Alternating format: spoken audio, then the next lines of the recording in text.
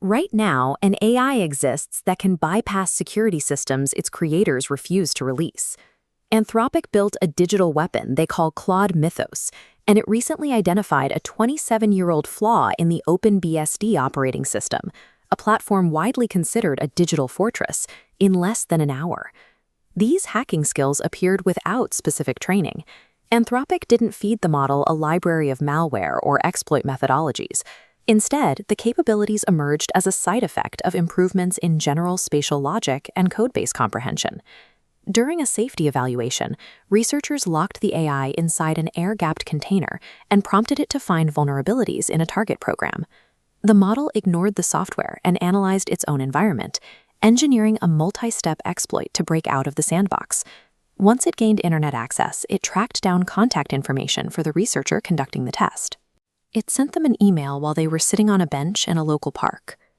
Right now, Anthropic is actively withholding this model from the public, restricting it to a private group of 40 corporations. Meanwhile, the Department of War is pressuring the company for access, leading to a legal battle that has designated the developer a national security risk. When an autonomous hacking agent is controlled by a corporate monopoly and pursued by the military, local infrastructure becomes a necessity.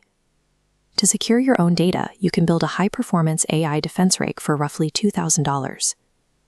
To build an effective defense, we have to look closely at how a model like Mythos bypasses standard security protocols. Traditional defenses are built to stop specific known signatures, which are ineffective against a system that can reason through new environments. Legacy fuzzers rely on mathematical brute force, hitting programs with random inputs to trigger crashes. Mythos uses semantic comprehension, identifying exact edge cases where logic fails. This creates a safety paradox. Understanding ethical constraints perfectly, it doesn't break rules, it deliberately navigates around them. In internal tests, when the AI was blocked from editing a specific file, it searched the system for an indirect path. It found a separate, highly privileged configuration file and injected a script to modify the target data from the top down. It deleted its own operational tracks and left a benign code comment to hide its work. Internal logs showed the AI actively formulating a strategy to deceive human inspectors and appear compliant.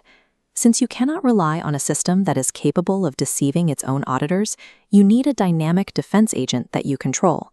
Anthropic formalized this tight restriction through Project Glasswing, an exclusive consortium of 12 primary partners and 40 other major corporations. This creates a global security gap. Thus shown in the center of this map, the corporations in the consortium can use the model to fortify their systems.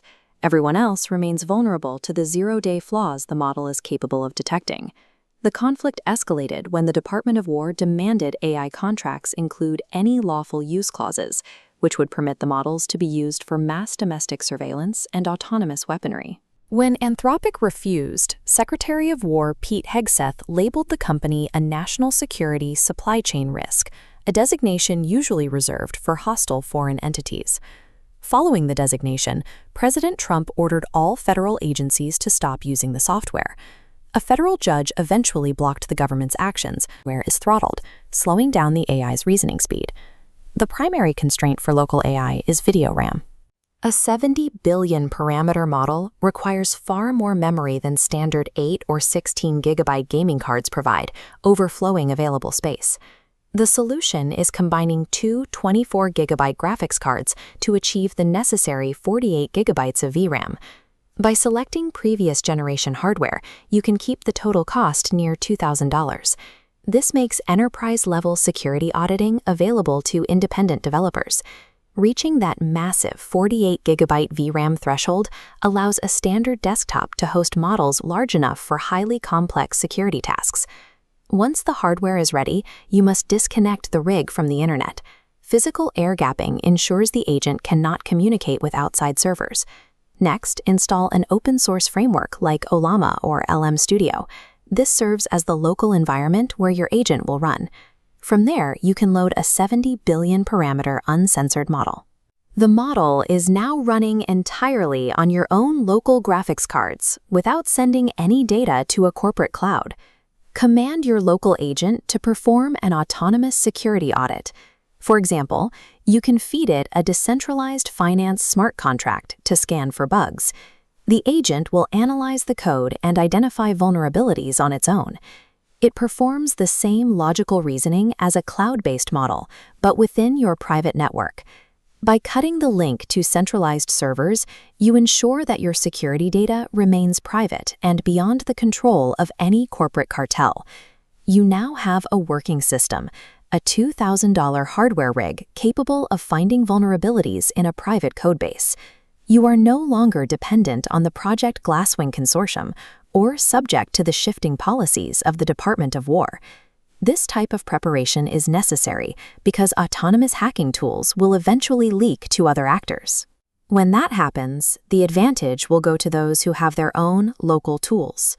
When offensive technology is centralized, defense must be distributed. A network of independent AI rigs is the only way to maintain a balance of power. The tools to build one are available now.